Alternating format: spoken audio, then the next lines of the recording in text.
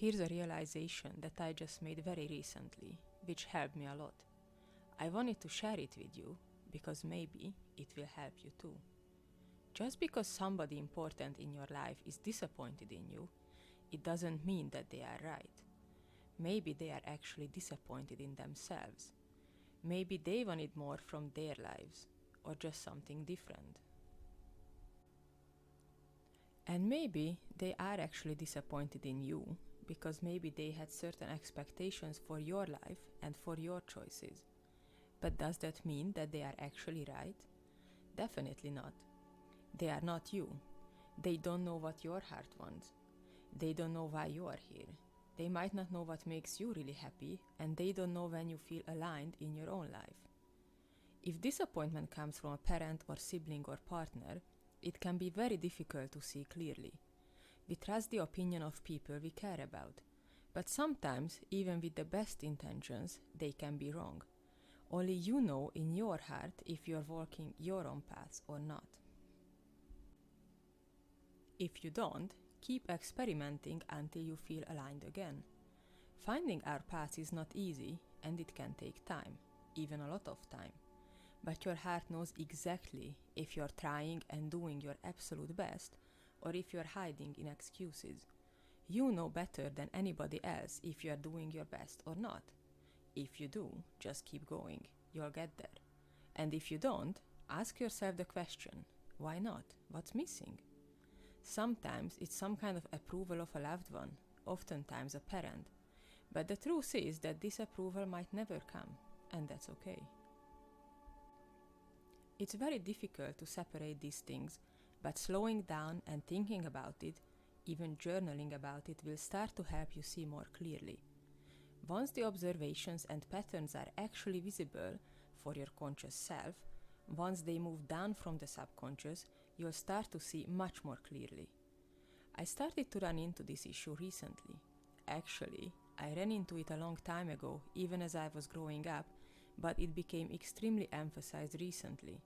And it was very difficult because this disapproval and disappointment came from somebody whose opinion really matters to me.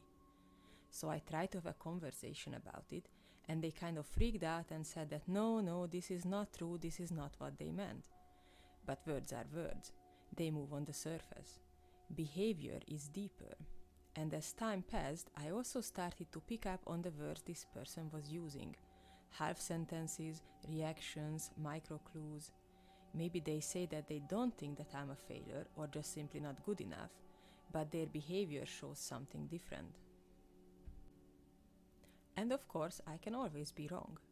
I could be projecting my own worries and insecurities, but here is this but. Another element of all of this is that sometimes somebody is just so unhappy and so unwell in their own lives that they will project that onto others. And in my case, this was definitely happening too. Understanding and accepting that I am not responsible for somebody else's happiness and I can't make changes for them took me a while. Actually, I'm still working on it. Now it's on my conscious level, so I finally understand what's happening. But I'm still working on figuring out how to separate all of these elements. Because I don't think that I'm a failure and I know that I am good enough. So now I need to figure out how to move forward with all of these. And this is not easy to do, and it takes time.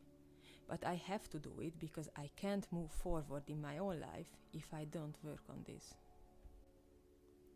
Understanding and accepting that we are only responsible for our own happiness as adults is very clear to me. I can't fix somebody else's life if they themselves are unwilling to make any changes, but just keep complaining about it. If somebody needs actual help, or they really don't know what to do or just need to talk about something, I will always be there. But to give somebody my time and energy over and over and over again, when they just take it and don't do anything with it, just keep running the same circles, no, that is not okay. This doesn't mean that I don't love this person.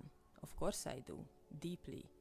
And because I love them, it's even more difficult to see what they are doing and to see them so unhappy. But if they complain about certain things, they know what they should be doing, but they simply just don't do anything. What am I supposed to do with that? Nothing, because I can't. It's a whole different story if somebody desperately wants to make changes, but they are so deeply in something emotionally and mentally, or they are so exhausted that they literally can't see clearly. If they actually need and ask for advice, that's different, because sometimes we all need some external opinion, advice, or even help. There's nothing shameful in that. And I do believe that people can change if they want to. I also don't believe that after a certain age people are incapable of changing. I think that's nonsense.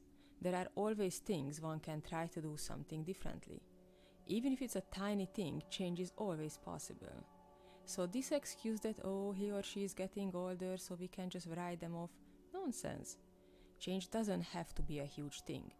It can be as small as somebody decides to take 5,000 steps a day and measure it for a month, or to do a 30 days no sugar challenge, or to go for one short walk every day, or to not drink alcohol for 2 weeks, or to go to the library, get a library card, check out one book and start reading 10 minutes every day. There are so many tiny steps one can take to move things in a positive direction. Because oftentimes it's not even the action itself that will make the difference, but the energy we put into the action, and how we start to feel differently when we take that action, how we start to look into the mirror differently. These are the things that, with time and patience, will start to bring real change.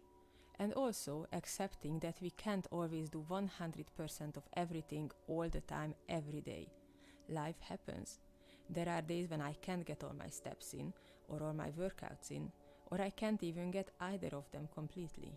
Does that mean that my whole long-term plan is out the window and I should just stop moving my body? Not. All it means is that I'll do my best to do my best the next day. And if for some reason I can't, I'll try to aim for either the steps or the workout. Same with my diet. If I do my best to eat whole foods, no junk and very little sugar on a daily basis, if there's one day where there's an event with high-calorie foods and maybe even a slice of cake, and I really enjoy them, does that mean that I should just quit eating the way I generally want to be eating? Of course not. I enjoy the high-calorie yumminess, and the next day I get back to my normal diet. By the way, this took me a while to figure out. To accept that having smaller, manageable, consistent daily habits is much more powerful than a day of extremes in any direction. It's much more difficult to stay consistent with a bunch of smaller habits every day than to do something crazy and impressive for a day or even a week. But once I started to figure this out, I finally started to see results in my diet, with my weight, with getting anything done that takes a longer time, and to start to do things differently in my life. And I also started to feel better, especially when it comes to food. Maybe eating lentils and chickpeas and veggies for breakfast is not the most exciting thing on the planet. But do they give me the most stable, reliable, awesome energy throughout the entire morning? Yes, they do. So over time, step by step, I shifted from eating white pastries for breakfast with empty calories and an absolute blood sugar level fluctuation scenario to having either cooked lentils or chickpeas in the fridge, ready to be eaten in the morning, because I extremely dislike cooking or meal prepping in the morning, or to at least have a can of either of these and some tomato sauce. And if I do this consistently, I feel 1,000,000 times better. Now if I don't get my morning legumes, I can really see how my energy levels fluctuate and I'm much less stable in terms of moving my body or getting anything done. Even my brain doesn't function too well and my focus goes out the window. And first, it was difficult to think about my breakfast on the previous evening. It wasn't a streamlined process. But over time, I built it into a habit and now I'm not even really thinking about it. I just make sure that I have some legumes available at all times, ready to eat. It's very rare now, and mainly when I'm moving from A to B as a digital nomad, that I don't always have my morning legumes. But even if it just means going to the supermarket and getting a can of beans the previous day, that's better than nothing. Things don't always have to be perfect. It's not even possible because life happens. But if they are good enough, the results will come. So my point in this video is this. We know what's best for us. We can feel if we are walking our own paths or if we are not. Nobody else can know it for us. Our heart knows, and their heart knows it too, but only about their own path. So even if somebody else disapproves of what you're trying to do, the changes you are working on making, a project you're passionate about, just keep going. If your heart says that that's your direction, then that is your direction. Just keep going, and not only you will start to see results, but the way you feel in your everyday life will start to change too. And that's when you know that you are on the right track. The rest is tweaking, trial and error, effort, patience and time. I hope this video helped you in some way. I'm always happy to have a conversation or answer any questions, so you can always leave a comment and I'll get back to you. I'm wishing you a good day or night, and I hope to see you in the next video. And in the meantime, just keep walking your own path.